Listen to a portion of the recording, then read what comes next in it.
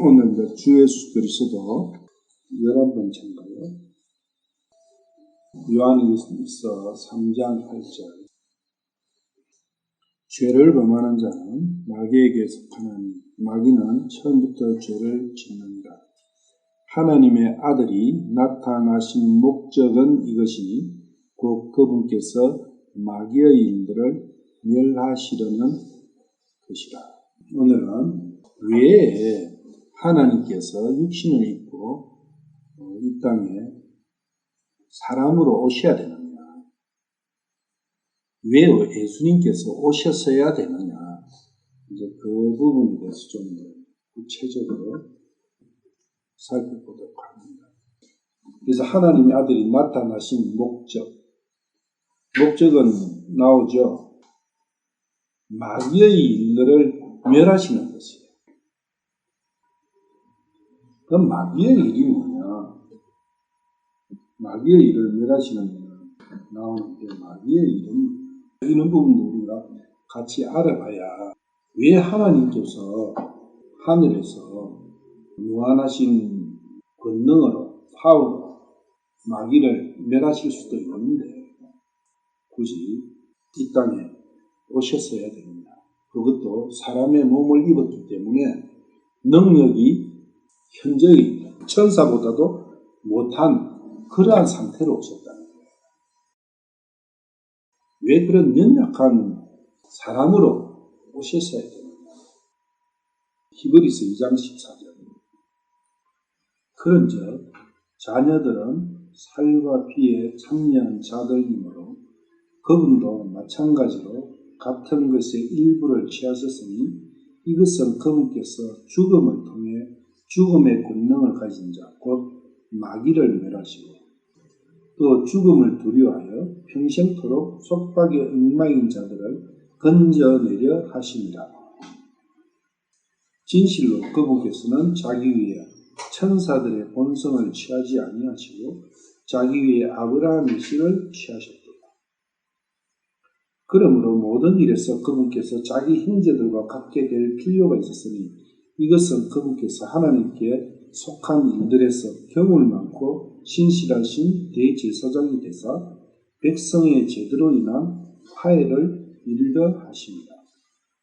그분께서 친히 시험을 받아 고난을 당하셨은즉 시험받는 자들을 능히 구조하실 수 있느니라. 그러니까 우리 요한일서 3장 8절에 육신을 입고 오신 목적은 마귀의 일을 멸하시는 건데, 이 마귀를 멸하시기 위해서는 죽으셔야 돼요. 왜? 마귀가 죽음의 권능을 가졌기 때문에. 마귀의 힘은 죽음이다. 이 죽음을 가지고 모든 사람들을 협박하고 있는 거예요. 우리들은 하나님을 모르면은 그 협박에 항상 벌벌 떠는 거예요. 근데 마귀는 죽일 수는 있는데 육신밖에 못 죽여요. 육신의 죽음의 권능을 가지고 협박하는 거예요. 육신에 대해서 저번 시간에 우리가 좀 살펴봤는데, 항상 육신은 다고다고 하죠. 나에게 도움을 한 개도 안 주면서 다고다고 하고 나를 참 힘들게 만드는 존재가 내 육신이에요. 사탄은 그 육신을 왜 다고다고 하게 하느냐? 죽음 때문에. 죽음을 두렵게 만드는 거예요. 안 죽기 위해서는 육신을 계속 공개를 해야 돼요. 육신을 섬겨야 돼요. 육신을 섬기는 이유는 다른 거 없어요. 죽음이 두려워서 그래요. 내 죽음이 두려워가지고 벌벌 떨기는 떠는데, 뜬다 해서 그리고 그 육신에게 별별로 다 섬긴들 그 육신이 안 죽을 수 있냐, 그 이야기예요. 사탄이 그 육신의 죽음을 가지고 나를 조정을 하는데, 근데 안 죽을 수 있냐고요. 안 죽을 수가 없잖아요. 그런데도 안 죽을 수도 없는데도 그 죽음 때문에 평생 그냥 육신의 종이 돼서 산다는 거예요. 그러면서 육신의 종이 되면은 짓는 것은 죄밖에 없는 건데. 이게 모순 아니냐는 거예요.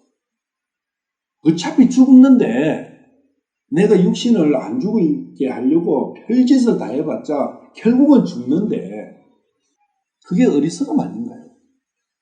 얼마나 어리석어요. 15절 그렇잖아요. 죽음을 두려워하여 해요.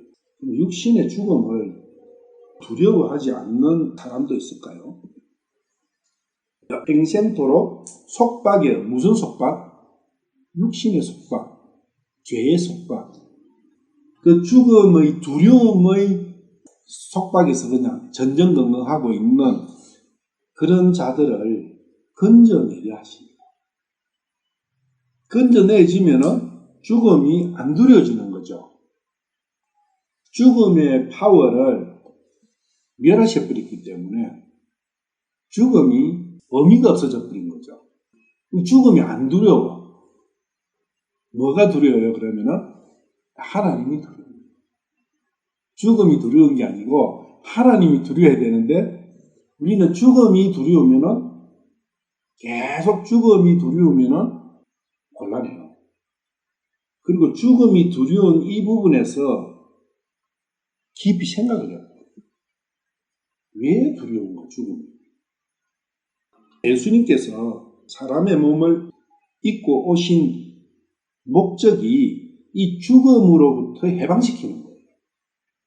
죽지 않게 만들어준다는 거예요. 죽지 않게. 그게 뭡니까? 안 죽는 게 영원한 생명이죠. 예수님께서 육신을 입고 하나님께서 육신을 입고 오신 이유는 우리에게 죽지 않는 우리를 만들어주시기 위해 그 부분에 얼마만큼은 내 것이 되느냐. 예수님은 실제로는 뭐하러 오셨냐면요. 죽으러 오신 거예요. 그래서 사람의 몸을 입으셔야 되는 거예요. 하나님으로서는 못 죽어요. 하나님은 죽음이 없습니다. 죽으실 수가 없어요. 하나님은. 그래서 예수님께서는 죽으러 오신 거예요. 그것도 어떻게 죽어야 되느냐. 덜려야 돼요. 덜리는 죽음으로 죽으셔야 돼요. 그러니까 예수님께서 성육신을 하시고 그러니까 하나님께서 육신의 몸을 입고 오셔가지고 태어나시고 십자가에 달리시고 그 다음에 어디로 가셔요? 지옥으로 가셨죠. 지옥으로 가셨고 그 다음에 부활 승천하셨어요. 십자가에 달리시기 위해서도 사람의 몸을 입으셔야 되는 거예요. 그리고 지옥에 가시려고 해도 죽어야 지옥에 가시는 거예요. 지옥에 만약에 안 가시면은 우리는 죽음을 극복할 수가 없어요. 이길 수가 없다고. 그래서 그분께서 지옥에 가셔야 돼요. 이게 지옥에 머물려서만도 또 안 되는 거예요. 부활을 하셔야 돼요. 그러한 여러 일련의 상황을 십자가와 지옥과 부활 이 세 가지를 이루시려면은 사람의 몸을 입고 오셔야 되는 거예요. 그리고 이걸 하셔야 십자가와 지옥과 부활을 하셔야 마귀의 일을 멸하시는 거예요. 지금까지 이제 여러 가지 예수님에 대해서 이렇게 봤지만 앞으로 십자가와 지옥과 부활 이 세 가지를 할 거예요. 어떤 의미가 있는지. 요한복음 3장 14절. 모세가 광야에서 뱀을 든 것 같이 사람의 아들도 반드시 들려야 하고 들려가지고 십자가에 들려가지고 죽으셔야 돼요. 왜 그래야 되느냐. 15절. 이것은 누구든지 그를 믿는 자는 멸망하지 않고 영원한 생명을 얻게 합니다. 그런데 영원한 생명을 얻게 하기 위해. 근데 하나님으로서는 들릴 수가 없어요. 지금 우리는 예수님, 하나님께서 왜 육신을 입고 예수라는 이름으로 오셨어야 되느냐. 그 부분에 대해서 여러 가지 이유, 목적, 이런 부분에 대해서 지금 민수기 21장 6절. 모세가 놋뱀을 만들어 장대 위에 다니 뱀이 어떤 사람을 물었을 때 그가 그 노뱀을 쳐다보면 살더라. 이 노뱀이 예수님이에요. 이거는 믿음이죠, 믿음. 뭐 노뱀을 갈아먹은 것도 아니고 노뱀에서 무슨 액이 흘러가고 그거 채취해가지고 이긴 것도 아니고 발란 것도 아니고 쳐다보면 되는 거죠. 이건 뭡니까? 믿음인 거죠. 영원한 생명을 얻는 것도 믿음이다. 모세가 만든 노뱀이 무슨 효과가 있는 게 아니라 하나님께서 명령하신 그 명령에 따르는 것이 생명이다. 그게 치료제라는 거죠. 하나님의 명령을 믿고 따르는 것. 그게 믿음이잖아요. 요한복음 12장 32절. 나 곧 내가, 나는 예수님이세요. 예수님께서 나 곧 내가 땅에서 들리면 모든 사람을 내게로 이끌리라 하십니다. 땅에서 들려요. 십자가의 죽음. 땅하고 분리되잖아요. 십자가에 달렸다는 것은 땅하고 분리되잖아요. 땅을 딛고 서 있지 않는 거예요. 그래서 모든 사람을 내게로 이끄실 수 있는 상황이 됩니다. 들려야 죽기 위해서 오셨다는 거. 십자가에서 죽기 위해서 오셨다는 거. 너무 중요한 거예요. 거기에 사랑이 있는 거예요. 아니, 자기가 죽기 위해서 불어 이렇게 오셨다는 거예요. 우리는 모든 행동은 뭐에 기준합니까? 살기 위해서 모든 걸 하잖아요. 그게 반대죠. 예수님은 죽기 위해서 오신 거예요. 살기 위해서 오시는 게 아니라. 그런데 그것이야말로 사는 거예요. 우리도 마찬가지다. 살려고 발버둥 치면 죽을 것이로 돼요. 마태복음 12장 38절부터 41절까지. 그때에 서기관들과 바리새인들 중에 어떤 자들이 응답하여 이르되 선생님이여 우리가 선생님으로부터 표적을 보기 원하나이다 하거나 그분께서 그들에게 응답하여 이르시되 악하고 음란한 세대가 표적을 구하나 대언자 요나의 표적 외에는 아무 표적도 그 세대에게 주지 아니하리라. 요나가 밤낮으로 사흘 동안 고래 뱃속에 있었던 것 같이 사람의 아들도 밤낮으로 사흘 동안 땅의 심장부에 있으리라. 심판 때에 니느웨 사람들이 이 세대와 함께 일어나 이 세대를 정죄하리니 이는 그들이 요나의 선포로 인해 회개하였기 때문이거니와 보라 요나보다 더 큰 이가 여기 있느니라. 40절에 보시면은 사람의 아들도 밤낮으로 사흘 동안 3일 3일죠. 땅의 심장부 그러니까 지옥과 낙원에 가신다는 거예요. 지옥과 낙원에 가신다. 이때는 낙원도 지옥 옆에 있었어요. 예수님께서 만약에 지옥으로 안 가셨다면 어떻게 됩니까? 죄가 처리가 안 되는 거예요. 그런데 지옥 가시려면 죽으셔야 되는 거예요. 죄를 짊어지고 죽으셔야 돼요. 죄 없이 죽으시면은 지옥 가지를 못해요. 죄를 짊어지고 죽으셔야 지옥 가는 거예요. 예수님께서 왜 오셨느냐?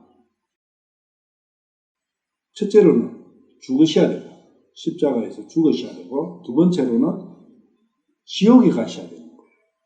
죽는 거하고 지옥 가는 거하고 이 세상에 사람 중에서 죽는 거하고 지옥 가는 것을 스스로 바라는 사람이 없는 거예요.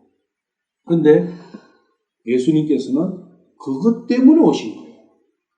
그 일을 누가 시키셨느냐? 아버지 하나님께서 시키셨다는 거예요. 아버지 하나님께서 가서 십자가에 달려가 죽으라. 그리고 지옥 가라. 그래서 간 거예요. 아버지 말씀을 왜? 아버지를 사랑하니까. 그래서 아버지의 말씀을 온전히 믿고 따른 거예요. 사랑하니까. 거기에 사랑이 있는 거예요. 그러니까 아버지께서 영광스러운 자리로 다시 올려주신 거예요. 그게 부활이죠. 그 첫 열매가 예수님께서 그 길을 가지 않으셨다면 이 세상에 어떤 누구도 육체도 영원한 생명을 얻는 것은 불가능합니다. 거기에 사랑이 있고 은혜가 있고 긍휼하심. 긍휼하심을 받으려면은 긍휼이 mercy. 근데 그게 자비라 했잖아요. 자비는 철저히 불교 용어입니다. 그거 쓰면 안 돼요. 이 나라 사람들이 제일 많이 읽는 불경이 자비경. 경전은 불교 경전 안에 자비경이라고 있는데 이 나라 사람들은 거의 외우고 있어요. 그 자비경. 자비롭게 살아라 그 이야기예요. 그래서 베풀면서 살아라. 자비를 베풀라. 그러면 네가 좋은 데 간다. 뭐 이런 부분입니다. 멀씨는 그런 게 아니라 긍휼은 오직 내가 긍휼을 받아야 될 나는 불쌍한 존재입니다. 내가 불쌍한 존재입니다 할 때 긍휼은 예수님은 갖고 계시는 거예요. 그래서 그분께서 긍휼히 여겨주시는 거예요. 불쌍하다. 불쌍하게 여겨주시면 은혜를 주시는 거예요.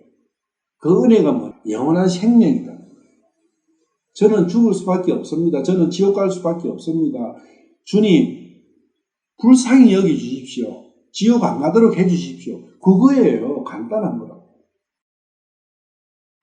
거기에 무슨 이론이 무슨 복잡하게 뭐 필요하냐고요. 불쌍히 여겨주십시오 하는 그 마음이라. 저는 불쌍한 존재입니다. 왜? 죽어야 되고 지옥 가야 되고 하니까. 예수님께서 내 대신에 죽으셨고 지옥 가신 거예요. 예수님께서 다 내 대신에 해서했기 때문에 내가 갈 필요가 없어져 버린 거예요. 예수님은 그것 때문에 오신 거예요. 내가 죽지 않고 내가 지옥 안 가게 하기 위해 가지고 대신에 그걸 다 하시기 위해 가지고 오신 게 그분의 목적이에요. 오신 거예요. 누가복음 11장 25절. 보라, 어떤 율법사가 일어나 그분을 시험하여 이르되 선생님이 내가 무엇을 하여야 영원한 생명을 상속하리? 어떻게 하면 안 죽습니까? 이래 여쭤본 거예요. 근데 이 사람은 자기가 죽는다는 것은 인정을 한 거예요. 안 죽고 싶은 마음은 있는 거예요. 여러분은 안 죽고 싶은 마음이 있습니까? 자기한테 한번 물어보세요. 내가 과연 안 죽고 싶은 그 죽음에 대해서 나는 얼마나 깊이 생각하고 있고 안 죽는 것에 대해서 나는 얼마만큼 원하고 있는가? 안 죽는 것을 원한다는 것은 자기가 죽을 수밖에 없고 죽는다는 것에 대한 확실한 인식이 있을 때 안 죽는 것에 대한 갈망이 있는 거잖아요. 그렇게 죽음이라는 것이 실체가 안 돼 있는 거예요. 생각 속에서, 마음 속에서.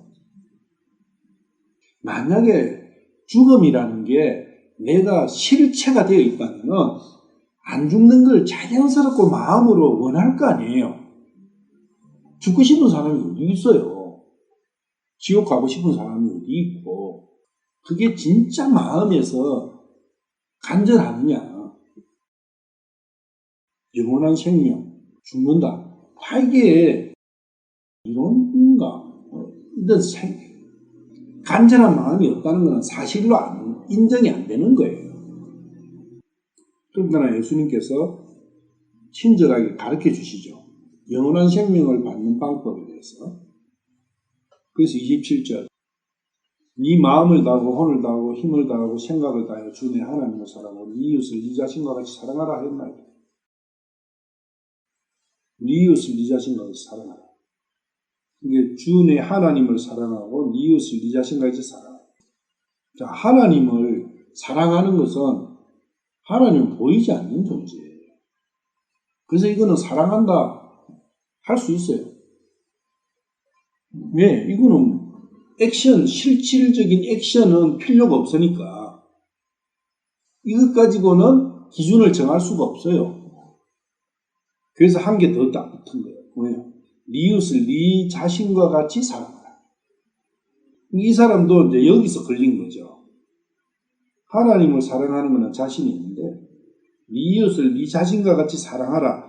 이 부분에서 헷갈리는 거예요. 도대체 어떻게 하면은 되는 것인가? 이웃을 네 자신과 사랑하는 것이라는 게 무엇인가?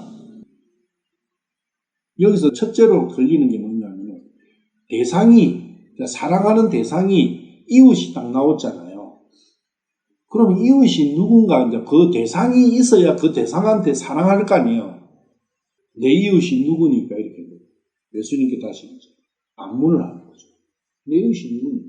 그러면은 내가 그거 증명해 보겠다. 내가 이웃을 사랑했던 그 삶을 살아온 그것을 내가 증명해 보겠다. 뭐 그런 마음이잖아요. 이 율법사가 지금. 내 이웃은 내 옆에 있는 사람이잖아요. 하나님은 하늘에 계시는 분이라 가지고 증명이 안 돼요. 근데 이웃은 내 옆에 있는 사람이기 때문에 증명이 돼요. 문제는 내 이웃을 네 자신의 사람 여기에 있다는 거예요. 핵심. 그러니까 이 사람도 내 이웃이 누굽니까 하고 여쭤본 거죠. 30절 이하 이제 쭉 예수님께서 이웃을 가르쳐 주는 거예요. 이웃을 사랑하면은, 네 이웃을 네 자신과 사랑하면 영원한 생명을 상속받는 거예요. 안 죽는 거예요. 다른 게 아니라 안 죽는 거라고. 안 죽는 방법을 말씀하고 계시는 거예요. 궁금하지 않나요? 세상에 안 죽는 방법이 어느 책에 있습니까? 사람이 안 죽을 수 있는 방법 해가지고 기록된 책이 성경 말고 다른 부분 찾아본 적이 있고 뭐 들어본 적이나 있습니까? 소문으로 들은 적이나 있습니까? 보신 적이 있냐고요? 그러면은 이 말씀이 얼마나 큰 말씀이고 상상이 불가능한 말씀을 지금 하고 계시는 거잖아요. 만약에 초등학교나 중학교 때나 고등학교 때 다닐 때 교과서에 뭐 사회나 역사 교과서나 뭐 국어 교과서에 사람이 안 죽는 방법 해가지고 적어놔면은 어떻겠어요? 그거는 100% 믿어요. 문제는 지금 성경 안에 있으니까 이게 도대체가 사실로 안 받아들여지는 거예요. 그냥 이야기로 가는 이야기인 거예요, 이야기.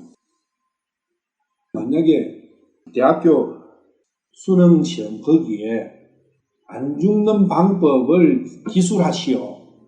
그럼 주관식을 그렇게 딱 적으면은, 배우면은, 그런 걸 만약에 그렇게 시험에 하면은 다 천국 가겠죠?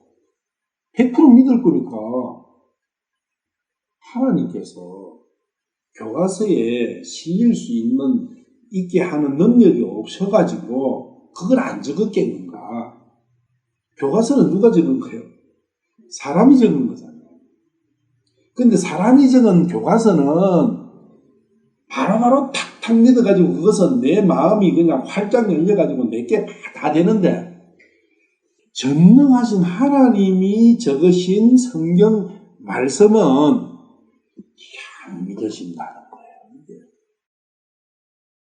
진짜 죽음이라는 거에 대해 가지고 내가 심각하게 생각을 하고 있다면은 죽지 않는 방법에 대해서 진시황 정도의 갈망을 갖고 있다면은 이 말씀을 평생도록 파고 파지 않겠어요? 이해가 안 되면은 이해될 때까지 물어서 보러 다니고 누구 문장 해석이 안 되면은 국어 국문학자, 영어 영문학자, 온 데 다니면서 연구하지 않겠어요? 너무 이게 우리가 상상하는 이상의 엄청난 말씀들을 적어놔니까 그 엄청난 말씀이 그냥 심상치 않게 돼버린 거예요. 영원한 생명을 받는 방법. 예수님께서 대답하여 이르시되 이웃을 가르쳐 주시는 거예요. 이웃이 누구다. 네 이웃은 이 사람이 네 이웃이다. 그걸 가르쳐 주시는 거거든요. 말씀은 딱딱 끄는 거 제대로 연구를 해야 돼요.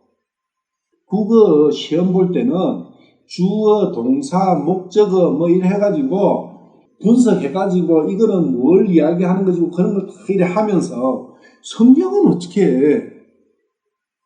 어떤 사람이 예루살렘에서 여리고로 내려가다가 강도들을 만나며 그들이 그의 옷을 벗기고 그에게 상처를 입혀 그를 반쯤 죽이고 떠나가느니라. 우리가 이 내용은 이제 아시죠? 이게 무슨 내용인지. 근데 여기 보면은 어떤 사람이에요? A certain man이라고 표현이 되어 있어요. 영어는. 여기에 등장하는 인물들이 중요한 거예요. 어떤 사람이 있다는 거예요. 이 사람은 강도 만난 자예요. 어떤 사람이 있는데 강도도 나와요. 어떤 사람이 있고 강도가 나와. 그 다음에 32절 가면은 어떤 제사장이 나와요. 그러면 이게 불특정 다수라는 뜻이잖아요. 어떤 사람. 그럼 이 어떤 사람에 내가 포함되느냐 안 되느냐 그런 부분도 생각해봐요. 이 어떤 사람이 과연 누구냐. 그리고 어떤 제사장은 그 길로 내려다가 이 사람하고 같은 예루살렘에서 이리로 내려가는 길이 있어요. 그 길로 내려오다가 같이 그를 봤어요. 강도 만난 어떤 사람을 봤어요. 반대로 갔어요. 구약시대의 제사장은 환자 치료도 해주잖아요. 죄도 사야지만은 근데 강도 만난 자는 제사장은 고칠 수가 없어요. 왜? 이 사람도 지금 똑같이 지금 내려가고 있어요. 여기로. 같은 동료예요. 같은 상황이라는 거죠. 왜 그래요? 이 사람도 아담의 자손이에요. 또 이와 같이 한 레위 사람도. 이 레위 사람은 어떻게 하느냐? 그가 그곳에 있을 때 와서 그를 바라보고는 그 사람한테까지는 와요. 제사장은 아예 반대로 그냥 도망가 버리는데 레위 사람은 그 사람한테까지 와서 한번 봐줘요. 도망가는 거는 마찬가지예요. 레위는 와서 한번 살펴보고 물끄러미 살펴보고 도망가 버려요. 어떤 사마리아 사람은 여행을 하다가 그가 있던 곳에 이르러 여행을 하다가 그가 있던 곳에 왔어요. 그 사람한테 왔다고. 그리고 그를 보고 불쌍히 긍휼히 여겼다. 그 이야기. 불쌍히 여겼으면은 은혜가 주어지는 거잖아요. 그리고 이 사람은 자기가 강도 만난 상황에 대해서 옷을 벗기고 반쯤 죽은 상태에서 이 사람은 자기가 알고 있는 사람이잖아요. 자기의 상황에 대해서 지금 이 사람은 알고 있잖아요. 강도 만난 그거는 현실이니까 중요한 건 그거다는 거예요. 이 강도 만난 자라는 뜻이 뭐냐? 자기가 실제 상황이 돼버린 거예요.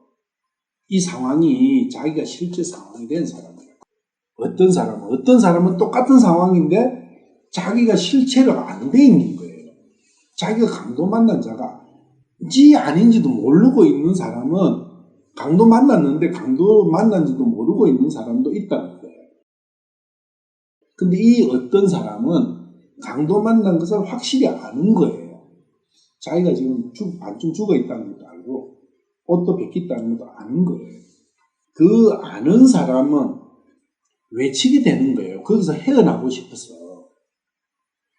그 사람을 외치는 사람에게 찾아가기 위해서 이 사마리아 사람은 오신 거예요. 여행을 하시는 그 사람을 찾는 여행을 하시는 거예요. 그러니까 그 사람을 불쌍히 여겨서 긍휼히 여겨서 긍휼히 여김을 받아야 되잖아요. 받으려면은 불쌍히 여겨 주십시오 해야 되잖아요. 그런데 내가 불쌍할 것도 한 개도 없어요. 강도도 안 만났고 옷도 안 벗기고 먹을 것도 있고 집도 있고 차도 있고 자식도 있고 마누라도 있고 부족한 게 없어요. 그러면은 참으로 마음으로 저를 불쌍히 여기주셔야 할 거리가 있습니까? 없습니까? 없는 거예요. 그냥 성경 말씀이 그러니까 아이고 저 불쌍합니다. 그냥 저 어떻게 좀 해주세요. 이거지 실제냐 그 이야기예요. 여기서 이 미얀마 이 끌로 이 땅에 아무도 우리를 보호해주지 않고 있는 땅에서 누가 강도가 와갖고 우리 돈 다 그냥 뺏어가 버리고 옷도 다 뺏어가고 러닝 팬티 한 개만 걸치지 않았고 강도 당하고 두드리 맞아가지고 거의 반 죽게 됐는데 경찰도 드다보다 하고 주위 사람들도 에이구 저거 잘됐다 저거 돈 좀 있다고 껄쩍대더만 저거 잘됐다 하고 이래 있을 때 어떤 비명이 나올까요? 도와달라는 것은 뭐냐 하면은 내가 할 수 있는데 힘이 조금 붙이니까 내게 힘을 좀 주면은 내가 할 수 있습니다. 그게 도와달라는 뜻이에요. 살려달라는 것은 뭐냐? 나는 아무것도 할 수가 없습니다. 그래서 도와달라는 것은 극히 종교적인 겁니다. 도와주세요가 아니에요. 그냥 살려주세요. 도와준들, 누가 도와준들 죽지 않을 수 있느냐 그 이야기예요. 자기 힘이 남아있다는 거예요. 도와달라. 그래서 내가 불쌍한 존재다는 뜻은 뭐냐면은 내가 할 수 있는 건 아무도 없다. 그걸 자기가 마음으로 현실화된 거예요. 실체가 된 거예요. 실제가. 두 손 두 발은 꽁꽁 묶였고 입에는 재갈이 물렸고 옷은 다 뺏겨버렸고 두드리 맞아가지고 힘은 한 개도 없고 밥은 3일 굶었고 그래대 보세요. 자기 무슨 국리를 할 수 있겠어요? 이거 어떻게 해야 되지? 이게 안 되는 거죠. 34절 그에게 가서 기름과 포도주를 보이니 극상품의 포도로 만든 포도주는 알코올 없습니다. 무조건 술이다 하면 알코올로 생각합니다. 하늘의 술은 아니에요. 성령이에요. 성령. 초대교회에서 사도들과 제자들이 성령이 임했을 때 사람들을 세상 사람들을 보내서 저 사람 술 취했다 했잖아요. 우리는 술에 취한 게 아니에요. 우리가 술 취한 거나 성령 취한 거나 세상 사람이 볼 때는 비슷한 거예요. 우리가 술 취하면 어떻게 하죠? 헛소리 하는 거예요. 헛소리. 성령에 취해가지고 성령의 하늘의 소리를 내면은 세상 사람들이 볼 때는 헛소리 하는 거예요. 그래서 술 취했다. 그래서 포도주로 해야 돼요.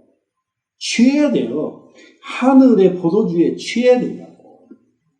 포도전 먹고 취해요. 안 취해지죠. 근데 이 사마리아 사람은 뭘 갖고 있었어요? 사마리아 사람이 갖고 있었던 게 있어요. 기름과 포도주를 갖고 있었다. 기름은 성령이잖아요. 포도주는 생명이잖아요. 성령과 생명을 갖고 계시는 분이 누구세요? 저 하나님밖에 안 계시죠. 예수님 갖고 계시는 거죠. 이걸 줘야 되는 거예요. 뭐 돈 몇 푼 주고 병신 뭐 육가 가는 사람 가서 발 닦아주고 뭐 옷 입혀주고 얼굴 닦아주고 그게 무슨 성령하고 포도주하고 무슨 상관이에요? 전도를 하기 위해서 그 사람이 주님께 참으로 저를 불쌍히 여기십시오 하는 그 마음을 가지도록 옆에서 그 길을 이렇게 안내하는 것은 가능하지만 그것을 통해서 뭔가를 하려면 안 된다는 거예요. 내가 사람이 성령과 생명을 갖고 있습니까? 안 갖고 있어요. 근데 왜 흉내내는 거예요? 성령과 생명, 기름과 포도주가 있어야만이 그 사람을 치료할 수 있는 거예요. 강도 만난 자를. 사마리아 사람은 하늘에 있는 이 성령과 생명을 갖고 오셔가지고 강도 만난 자, 저를 불쌍히 여기세요. 저를 살려주세요. 저는 아무것도 할 수가 없습니다. 저를 살려주세요 하는 사람에게 가서 성령과 포도주로 이 사람을 고쳐주시는 거예요. 이 사마리아 사람은 기름과 포도주와 2데나리온을 갖고 있었다. 이렇게 하시고 예수님께서 다시 질문하세요. 이제 너는 이 세 사람 중에 누가 강도 만난 자의 이웃이라고 생각하느냐. 그가 이르되 그에게 긍휼을 베푼 자입니다. 하면 이에 예수님께서 그에게 너도 가서 너도 그와 같이 하라 하시니라. 그렇게 하면은 영원한 생명을 받아요. 지금 잘 보세요. 여기에 강도 만난 어떤 사람 있잖아요. 이 어떤 사람, 강도 만난 사람. 이 사람에게 사마리아 사람이 불쌍히 여기가서 기름과 포도주를 붓고 자기 짐승에 태워서 영안으로 데려가고 이렇게 하는 과정에서 이 사람이 무슨 이야기를 합니까? 뭘 합니까? 아무것도 안 하죠. 어떻게 합니까? 완전히 맡겨난 거예요. 이분에게 이렇게 하던 저렇게 하던 이 사마리아 사람에게 완전히 맡겨난 거예요. 한마디도 말이 없어요. 요구사항도 없어. 이 정도 되려면은 어느 정도로 이분을 신뢰해야 될까요? 우리 암 환자가 병원에 가면은 입원해가지고 수술실에 들어갈 때 의사를 어떻게 해요? 죽이든 살리든 알아서 하시오. 이거 아닙니까? 그거는 뭡니까? 완전히 믿는 거잖아요. 실제로는 꼼짝 못하게 마취를 시켜버리니까 죽여버리잖아요. 거의. 그래 해도 맡기는 거예요. 그것이 믿음이에요. 진짜 믿음이라고. 근데 그분은 그렇게 믿으면서 그게 믿음이라고. 이 사람이 지금 사마리아 사람을 어떻게 하고 있어요? 완전히 믿고 있는 거죠. 왜? 완전히 믿으니까 완전히 부탁을 해버린 거죠. 맡겨버리죠. 자기 자신. 그리고 기름과 포도주를 부으시고 상처를 싸매시고 짐승에 태워 여관으로 데려가시고 돌봐주시고 떠날 때에 이도련을 줄 때 이 사람은 상상이나 했겠어요? 이 강도 만난 자가? 자기로서 상상도 못하는 일이죠. 자기가 이거 해주세요, 저거 해주세요, 그래 했겠어요? 아니에요. 그냥 처분에 맡겨버린 거예요. 이분이 할 모든 어떤 걸 하든 그냥 자기 힘을 완전히 빼버린 거죠. 그러니까 강도 만난 자로 보면은 이웃이 이 사마리아 사람이잖아요. 그러면은 이 이웃이 사마리아인인데 이 사마리아 사람이 예수님이라는 건 우리가 알잖아요. 그러면은 이 율법사는 어떻게 하면은 영원한 생명을 상속받습니까? 네 이웃을 네 자신과 사랑하라 했는데 네 이웃이 누구예요? 그러면 이 사람은 이 율법사는 어떻게 하면 영원한 생명을 얻어요? 예수님을 내 자신과 같이 사랑하면 되는 거예요. 사랑하는 게 뭐예요? 사람의 본질이 뭡니까? 옛날에 저희 아버지가 술을 잘 드시고 술을 드시면은 노래를 부르는 게 있는데 그 노래 중에 몇 개가 있는데요. 한 개가 사랑은 눈물의 씨야.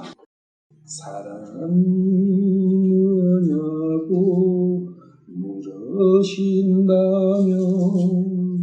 눈물의 씨앗이라고 말하겠어요. 이런 노래도 있는데 사랑이라는 게 그런 거 아니라고요. 그야말로 그거는 이야기지 그런 거 아니에요. 성경에서 하나님께서는 사랑은 뭐라고 표현하셨는가? 그거를 알아야만이 이 말씀이 이해가 되고 알게 되는 거예요. 사랑은 사랑하는 분의 명령을 100% 따르는 것이 사랑이에요. 요한일서 5장 1절부터 4절까지 누구든지 예수님께서 그리스도있음을 믿는 자는 하나님에게서 태어났으며 낳으신 그분을 사랑하는 자마다 그분에게서 난 자도 사랑하느니라. 우리가 하나님을 사랑하고 그분의 명령들을 지킬 때에 이로써 우리가 하나님의 자녀들을 사랑하는 줄 아나니 우리가 그분의 명령들을 지키는 것 이것이 곧 하나님을 사랑하는 것입니다. 그분의 명령들은 무겁지 아니하니라. 하나님을 사랑한다는 게 뭐라고요? 그분의 명령들. 그러면 예수님을 사랑하는 게 뭐예요? 네 이웃을 이 몸과 같이 사랑한다는 게 뭐예요? 네 이웃의 명령을 따라. 자, 이 사람은 감동 만난 자는 어떻게 했어요? 이 예수님의 명령, 예수님이 하시는 대로 그냥 다 맡겼잖아요. 거의 따른 거잖아요. 그러니까 이 감동 만난 자는 예수님을 사랑했죠. 완전히 맡겼다는 것은 자기 자신과 같이 사랑하는 거예요. 그게 답이에요. 자기 힘을 한 개도 안 쓰는 그것이 하나님을 사랑하고 예수님을 사랑하는 거예요. 예수님께 완전히 맡깁니다. 우리는 그 믿음을 향해서 살아야 돼요. 그것은 내가 하는 게 아니라 하나님께서 주셔야 돼요. 그걸 우리는 그리스도의 믿음이라고 표현합니다. 내 믿음이 아니에요. 그리스도의 믿음이 내 것이 되도록. 요한복음 5장에 한번 가봅시다. 지금 이건 강도 만난 자에 대한 말씀이고요. 요한복음 5장은 잘 아시죠? 1절부터 9절까지. 이유 뒤에 이유는 무슨 일이었어요? 수가성령에 대한 부분이었죠. 4장. 이유 뒤에 유대인들의 명절이 있어서 예수님께서 예루살렘에 올라가십니다. 율법에 1년에 3번의 제사가 있어요. 큰 제사가, 명절이. 토탈 7개의 명절이 있는데 그 중에 3개의 명절에는 성인 남자는 꼭 이 3번의 명절에는 예루살렘에 가야 돼요. 그래서 아마 그 명절이 있어가지고 예루살렘에 예수님께서 육신으로 계실 때는 율법의 지배를 받았어요. 그렇기 때문에 율법을 다 지키셨어요. 예루살렘에 올라가신 거예요. 5장, 요한복음 5장의 말씀은 율법과 은혜에 대한 말씀이라는 것을 일단은 기억하고 보셔야 돼요. 이제 예루살렘의 양시장 곁에 히브리 말로 베데스다라 하는 연못이 있는데 거기에 주당 5개가 있고, 이 베데스다는 은혜와 긍휼이에요. 은혜를 주시는 분의 입장에서는 은혜를 주시는 것이고, 은혜를 받아야 되는 사람에게는 긍휼이에요. 긍휼히 여겨주십시오 하는, 그러한 저는 불쌍한 사람입니다 하는 데 대한 은혜를 내려주시는 데 대해서 율법과 예수님의 차이에 대해서 요한복음 5장에서는 말씀하고 있습니다. 모세와 예수님의 대칭적인 모습이라는 것을 일단 아셔야 돼요. 율법의 대표는 모세잖아요. 그 뒤에 5장 뒤에 보면 모세 이야기가 나와요. 3절, 이것들 안에 허약한 자, 눈먼 자, 다리 저는 자, 몸이 오가라든 자들의 큰 무리가 누워 물이 움직이는 것을 기다린다. 자, 여기에 허약한 자, 눈먼 자, 다리 저는 자, 몸이 오가라든 자, 요 4가지가 되어 있어요. 근데 이 4가지 자들이 다 어떤 자들이냐면요. 누가복음 10장에서 강도 만난 자 있잖아요. 반쯤 죽은 사람. 그게 자력으로는 꼼짝달싹도 못하는 사람. 자력으로는 꼼짝달싹도 못하는 사람들이에요. 이 사람. 한 사람은 너무 힘이 없어가지고 허약하다는 이게 어느 정도 허약하냐면 앉아있을 힘도 없는 허약한 사람이에요. 힘이 없는 사람. 힘이 없기는 없는데 어느 정도 없느냐. 앉아있을 힘도 없는 사람이에요. 흐느적 하는 사람. 그래서 여기에 큰 무리가 누워있는 거예요. 전부 다 여기 있는 사람들이요. 전부 다 누워있어요. 3절에 보면은 누워있잖아요. 왜 누워있어요? 앉아있을 힘도 없고 앉아있을 능력도 없는 사람들이에요. 그리고 자력으로는요. 떼굴떼굴 굴러지도 못하는 그런 사람이에요. 자력으로는 힘을 요만큼도 쓸 수 없는 사람들이라는 겁니다.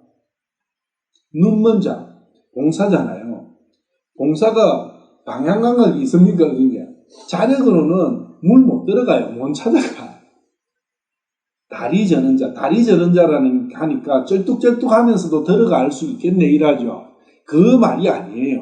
다리를 못 쓰는 자예요. 그래서 누워 있는 거예요. 몸이 오가라든 자를 하는데 이거는 뭐냐? 몸이 드라이한 사람이에요. 완전히 그냥 빼빼 말라가지고 근육이라고는 한 게 없는 사람이에요. 피골이 상대해가지고 앉아있지도 못하는 거예요. 그런 사람들. 그래서 의사들은 서 있을 수도 없고 앉아있을 수도 없고 오직 누워만 있어야 되는 거예요. 그런 사람들이에요. 자력으로는 움직일 수가 없어요. 이 사람이 누구냐고요. 누워 있으면서 물이 동하도록 기다리는 거예요. 물이 움직이는 거. 휘젓는다는 거죠. 물이 휘젓는 이거는 사절에 보면 이는 어떤 때에 또 어떤이 나와요. 어떤 때라는 것은 어떤 딱딱 정해지가지고 하는 게 아니고요. 불시에 천사가 연못에 내려와 물을 휘젓고, 자, 연못이라는 거예요. 연못이라는 이 베데스다 연못이라는 그 연못에 딱 국한되잖아요. 그리고 천사가 내려와서 휘젓잖아요. 이것은 율법을 이야기합니다. 근데 율법의 한계에 대해서 이야기합니다. 먼저 들어가는 자만이 온전하게. 거기에 38년 동안 병력함을 지닌 어떤 사람입니다. 이 38년 동안 들어가 보려고 별의별짓 했는데 이 사람은 자기를 넣어줄 사람도 없었던 거예요. 도와줄 사람도 없어. 근데 다른 사람은 도와줄 사람이 있었는 사람도 있었던가 봐요. 38년입니다. 38년 동안 꼼짝없이 누워있는 사람. 이 누워있다는 건 엄청 중요한 거예요. 땅에 누워있는 거죠. 땅에 딱. 누웠을 때 땅에 가장 많이 접해요. 우리가 서 있는 것보다 앉아 있는 것보다 누워있을 때 땅하고 접촉 면적이 제일 높잖아요. 땅하고 접촉 면적이 넓다는 게 뭡니까? 땅이 육신이잖아요. 육신과 가장 많이 접해져 있는 거예요. 누워있는 사람. 그러니까 이 사람은 자기가 죄인이라는 것을 아는 사람이에요. 그리고 그 죄에서 벗어날 수 없는 사람이라는 걸 아는 사람이에요. 자, 38년은 뭡니까? 신명기 2장 14절. 우리가 가데스 바니아에서 떠나 세레스네를 건널 때까지의 기간이 38년이었습니다. 이 38년 기간하고 같은 거예요. 그런데 이 38년이 뭐 했던 기간이냐? 마침내 이때의 군사들의 모든 세대가 주께서 그들에게 맹세하신 대로 그 군대 가운데서 소멸되면 이집트에서 나올 때 그때 힘을 썼던 사람들 있잖아요. 힘을 쓸 수 있었던 장정들, 그 개수된 사람들 있잖아요. 그 사람들이 완전히 다 죽는 그 기간이 38년이에요. 세상에서 얻은 것이 애굽에서 얻었던 내가 가진 모든 것이 싸그리 장사 지내는 기간이 38년입니다. 욥기 1장부터 욥이 하나님을 만나는 데까지 쭉 이어지는 그 과정이 세상에서 얻었던 모든 것을 처리해놓은 과정이잖아요. 그게 회개잖아요. 38년이 회개의 기간이에요. 이 회개는 세상을 정리하는 거예요. 내가 지금까지 살아오면서 세상하고 연결된 모든 연결고리를 끊어가는 겁니다. 그게 끊어졌을 때 비로소 가나안으로 들어갈 수 있는 거예요. 시온성을 건설할 수 있는 거예요. 그래서 이 사람은 드디어 세상에서 얻은 모든 것이 정리된 거예요. 다 죽었어. 자기 안에 있는 자신감, 자기 안에 있는 세상을 향한 욕망, 가능성, 모든 게 다 죽은 거예요. 그걸 이야기하는 거예요, 이 사람은. 그게 다른 사람은 아직 덜 죽었어. 그러니까 이 사람만 딱 찾아가신 거예요.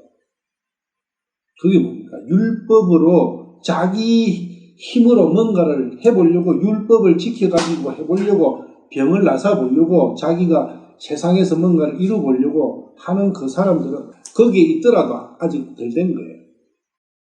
6절에 예수님께서 그가 누운 것을 보실 때에 그가 이제 그런 상태로 오랫동안 있은 줄 아시고, 정리가 된 걸 예수님께서는 마음을 살피시잖아요. 속을 보시는 분이기 때문에 아시는 거죠. 그래서 질문을 하시는 거죠. 네가 온전하게 되고자 하느냐? 하시는 물이 희절 때 날 연못에 넣어주는 사람이 없어 내가 가는 동안 다른 사람이 나보다 먼저 내려요. 율법으로는 불가능하다는 걸 이제 이 사람은 완전히 자기 행동으로서는 할 수 있는 게 아무것도 없다는 그런 상황이 온 거예요. 지금 신명기 2장 14절에 이 사람이 지금 거기까지 온 거예요. 다 죽은 거예요. 예수님께서 그에게 이르시되 8절 일어나라. 이게요, 세 개로 나눠져 있어요. 문장이 한 문장이 아니에요. 딱딱 점이 딱딱 찍혀 있어요. 일어나라. 킹제임스 번역하는 사람들 사전에는 죽음으로부터 깨어나라. 그런 뜻이 있어요. 병으로부터 나아지라. 뭐 그런 내용도 있고. 그 다음에 take up the bed. 네 자리를 들어라. 일어나라. 그리고 네 자리를 들어라. 그리고 걸어가라. 그 세 개로 나눠져 있어요. 명령을 하셨죠. 이 사람은 어떻게 합니까? 명령대로 다 그대로 따르는 거예요. 왜 내가 자리를 들어야 됩니까? 자리 그냥 저거 채워두죠. 놔버리죠. 어휴, 38년간 지긋지긋했던 자리. 그 사람이 곧 온전하게 되어 자기 자리를 들고 걸어가니라. 그대로 그냥 아무 소리 없는 거 그대로 따르는 거예요. 근데 그날이 안식일이에요. 유대인들은 이 안식일을 가지고 이 사람에게는 안식일인데 네가 네 자리를 들고 다니는 것은, 나르는 것은 자리를 들고 나르는 것을 일로 본 거죠. 그거 되느냐? 이게 말이 되는 말입니까? 사실 율법에 어긋난다. 율법에서는 안 되는 것을 했는데 또 율법 가지고 또 하는 거예요. 은혜가 내리는데 율법으로 안 되던 이 부분이 지금 어떻게 해서 이게 됐느냐, 이렇게 이제 생각을 해야 되는데 율법으로 그걸 재단을 하고 있는 거예요. 그리고 예수님은 또 어떻게 했느냐? 아니, 네가 안식일 날 어떻게 의료행위를 하느냐? 16절에 보면 그러므로 유대인들이 예수님을 핍박하여 죽이고자 하니 이는 그분께서 안식일에 이 일들을 행하셨기 때문에. 안식일에 어떻게 의료행위 하냐? 근데 안식일은 어차피 언제 깨졌어요? 하나님의 안식은 창세기 3장에서 깨진 거예요. 그때부터 일을 하신 거예요. 참 안식을 다시 복구하시기 위해 가지고 오셔가 일을 하고 계시잖아요. 그것을 보여주시잖아요. 참 안식, 영원한 생명만이 참 안식이잖아요. 17절에 보시면 거죠. 그러나 예수님께서 그들에게 말하시되 내 아버지께서 지금까지 일하시니 언제부터? 창세기 3장부터 지금까지 나도 일을 무슨 일을 하셨어요? 죽어있는 아담 세대에게 영원한 생명을 주시기 위한 일이다. 예수님께서도 일을 하시는데 일하러 오신 거예요. 그 일이 죽으시고 지옥 가셔야 되는 게 일이에요. 20절에 보시면 아버지께서 아들을 사랑하사 자기가 하는 모든 것을 그에게 보이시고 또 이것들보다 더 큰 일들을 그에게 보이사 너희를 놀라게 하시리니 38년 된 병자를 나수세요. 근데 그것보다 더 큰 일을 하신대요. 그 더 큰 일이 21절 아버지께서 죽은 자들을 일으키사 그들을 살리시는 것 같이 아들도 자기가 원하는 자들을 죽은 자를 살리시는 것. 그게 본질이다. 그래서 26절 아버지께서 자기 속에 생명이 있는 같이 아들에게도 주사 그 속에 생명이 있게 하셨고 생명의 빵이다 내가. 포도주도 만들어주시고 자기 안에 있는 그 생명을 나눠주시는 거예요. 이 생명이 영원한 생명입니다. 그 생명을 이식받아야 돼요. 그래서 모든 것은 생명의 문제다. 오늘 여기까지.